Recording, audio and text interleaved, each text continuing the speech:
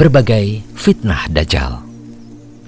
Di antara bagian keimanan terhadap hari akhir yang wajib diimani seorang muslim adalah percaya akan kedatangan Dajjal. Tentang hal ini, Rumais.com telah membahas dalam 2 bahasan sebelumnya.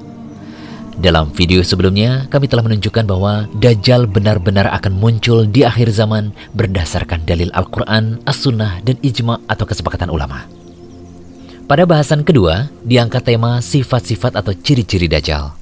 Nah, pada bahasan serial ketiga ini, kami akan membahas aib pada Dajjal dan fitnah atau derita yang akan dia bawa di akhir zaman. Bagi yang belum menonton kedua serial bahasan Dajjal sebelumnya, harap menonton terlebih dahulu ya, karena pembahasan ini merupakan kelanjutan dari pembahasan sebelumnya.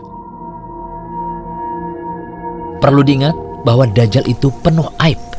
Mustahil dia adalah Tuhan. Rasulullah SAW bersabda, "Sesungguhnya Allah tidak buta sebelah. Ingatlah bahwa Al-Masih Ad-Dajjal buta sebelah kanan, seakan matanya seperti buah anggur yang menonjol." Hadis riwayat Bukhari dan Muslim. Jadi jelas sekali dari hadis ini bahwa Dajjal memiliki kekurangan yang besar dan memiliki aib yang tidak bisa ia sembunyikan. Maka sangat mustahil jika Dajjal mengklaim dirinya memiliki sifat rububiyah. Sangat tidak masuk akal jika ia mengaku sebagai Tuhan manusia, karena Tuhan manusia tidak mungkin buta di dunia. Di antara aib Dajjal yang lainnya adalah kakinya yang cacat, yaitu kakinya yang bengkok, atau lututnya saling menjauh seperti membentuk huruf O. Penjelasan ini menunjukkan bahwa seandainya Dajjal itu Tuhan, maka tentu saja ia bisa menghilangkan aib pada dirinya sendiri. Jika ia tidak bisa menghilangkan aibnya sendiri, ini menunjukkan bahwa ia bukanlah Rob, namun sekedar makhluk biasa. Keadaan Dajjal yang buta sebelah adalah keadaan yang begitu nampak dan tidak bisa dipungkiri. Aib ini begitu nampak terlihat bagi orang alim atau orang awam sekalipun, sehingga tidak butuh pada dalil logika lainnya. Untuk itu pengetahuan tentang kiat agar kita terlindungi dari fitnah Dajjal sangatlah penting. Karena kita semua menyadari bahwa saat ini kita hidup di akhir zaman. Sudah sekian banyak tanda-tanda kiamat telah terbukti bermunculan, seperti tersebarnya kebodohan tentang agama Allah, maraknya pembunuhan dan perzinaan, dan lain sebagainya. Entah masih berapa lama lagi Dajjal akan muncul, hanya Allah yang tahu pastinya. Yang menjadi tanggungan kita adalah mengilmui tentang Dajjal dan cara membentengi diri dari fitnahnya. Jika nabi-nabi sebelum kita saja yang jaraknya masih sangat jauh dengan zaman kemunculan Dajjal, mereka telah mewanti-wanti umatnya dari tipu daya Dajjal, terlebih kita yang saat ini berada di penghujung zaman. Berikut kami rangkum fitnah-fitnah Dajjal berdasarkan hadis-hadis sahih. Pertama, Dajjal cepat berpindah-pindah di muka bumi. Diceritakan dalam hadis mengenai kecepatan Dajjal di muka bumi seperti hujan yang diakhiri angin. Hadis riwayat Muslim dari An-Nawas bin Sam'an. Dajjal akan mengitari seluruh muka bumi kecuali Mekah dan Madinah. Disebutkan dalam hadis, tidak ada satu negeri pun yang tidak akan dimasuki Dajjal kecuali Mekah dan Madinah, karena tidak ada satu pintu masuk pun dari pintu-pintu gerbangnya kecuali ada para malaikat yang berbaris menjaganya. Kemudian Madinah akan berguncang sebanyak 3 kali sehingga Allah mengeluarkan orang-orang kafir dan munafik daripadanya. Hadis riwayat Bukhari dan Muslim dari Anas bin Malik. Kedua, fitnah dengan jannah atau surga dan nar atau neraka. Dalam hadis disebutkan, sesungguhnya bersamanya ada air dan api. Apinya adalah air yang dingin dan airnya adalah api.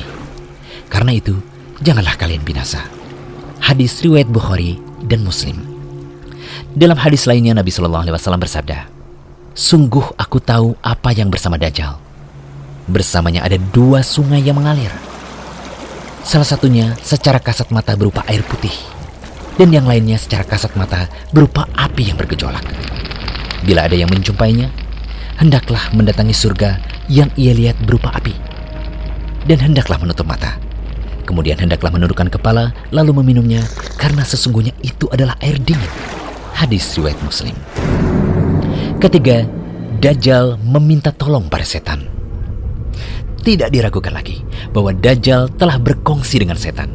Dan sudah amat maklum bahwa setan tidaklah mungkin mengabdi kecuali pada orang yang benar-benar sesat dan mengabdi pada selain Allah. Perhatikan hadis berikut. Di antara fitnah Dajjal adalah ia akan berkata kepada seorang Arab, "Pikirkanlah olehmu, Sekiranya aku dapat membangkitkan ayah dan ibumu yang telah mati, apakah kamu akan bersaksi bahwa aku adalah Robmu? Laki-laki Arab tersebut menjawab, ya. Kemudian muncullah setan yang menjelma di hadapannya dalam bentuk ayah dan ibunya. Maka keduanya berkata, wahai anakku, ikutilah dia. Sesungguhnya dia adalah Robmu. Kemudian yang keempat, benda mati dan hewan pun patuh akan perintah Dajjal. Disebutkan dalam hadis, ia mendatangi kaum dan menyeru mereka, dan mereka pun menerimanya. Ia memerintahkan langit agar menurunkan hujan, lalu langit pun menurunkan hujan. Ia memerintahkan bumi agar mengeluarkan tumbuh-tumbuhan, lalu bumi pun mengeluarkan tumbuh-tumbuhan. Lalu binatang ternak mereka pergi dengan punuk yang panjang, lambung yang lebar, dan kantong susu yang berisi. Lalu kehancuran pun datang. Kemudian ia berkata kepadanya, keluarkan harta simpananmu. Lalu harta simpanan itu mengikutinya seperti lebah-lebah jantan. Hadis riwayat Muslim. Kemudian yang kelima, Dajjal membunuh seorang pemuda. Rasulullah SAW pernah berbicara panjang lebar tentang Dajjal. Sebagiannya disebutkan dalam hadis berikut. Dajjal datang dan diharamkan masuk ke jalan Madinah. Lantas ia singgah di suatu lokasi yang tidak ada tetumbuhan dekat Madinah. Kemudian ada seseorang yang mendatanginya, yang ia adalah sebaik-baik manusia atau di antara manusia terbaik. Kemudian ia berkata, aku bersaksi bahwa engkau adalah Dajjal yang Rasulullah SAW telah menceritakannya kepada kami. Kemudian Dajjal berkata, apa pendapat kalian jika aku membunuh pemuda ini, lantas aku menghidupkannya? Apakah kalian masih ragu terhadap perkara ini? Mereka menjawab, tidak. Maka Dajjal membunuh pemuda tersebut, kemudian menghidupkannya. Namun tiba-tiba pemuda itu berkata, ketahuilah wahai Dajjal, bahwa hari ini kewaspadaanku terhadap diriku tidak sebesar kewaspadaanku terhadap dirimu. Lantas Dajjal ingin membunuh pemuda itu, namun tidak bisa lagi menguasainya. Hadis riwayat Bukhari. Fitnah-fitnah Dajjal yang telah kami sebutkan tadi benar-benar akan datang, dan ini merupakan kejadian yang sangat besar di akhir zaman. Semoga Allah melindungi kaum muslimin dari kejahatan fitnah Dajjal ini. Amin. Nantikan pembahasan berikutnya tentang tempat keluarnya Dajjal yang akan kami bahas pada video berikutnya.